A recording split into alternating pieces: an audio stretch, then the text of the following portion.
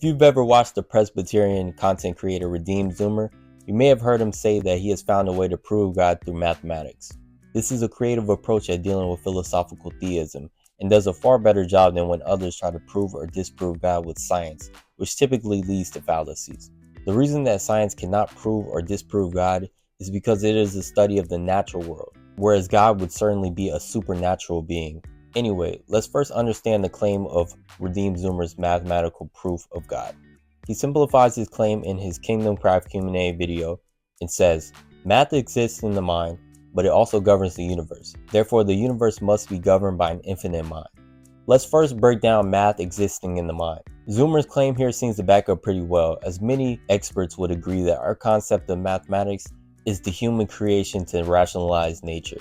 Even if a person argues that humans have discovered math, that then poses a big question on how fundamental laws could just exist without a lawgiver, which also happens to be a similar debate in the regards of morality. Albert Einstein once said, "How can it be that mathematics, being after all a product of human thought which is independent of experience, is so admirably appropriate to the objects of reality?" This is a strong claim coming from Einstein, as he was a scientist who tried his hardest to prove that there was no God. Through his studies, he found that there had to be an infinite mind governing the universe. And he even said, "The more I study science, the more I believe in God."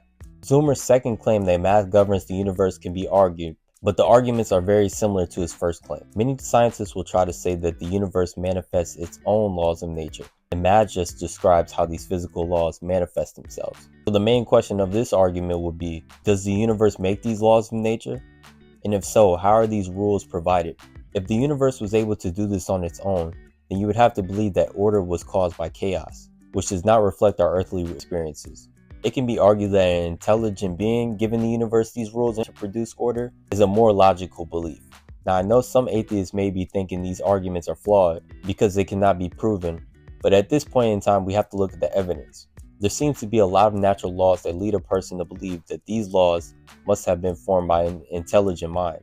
And I know people like to say that science will one day be able to disprove this, but if it is God behind all of this, that is a false statement.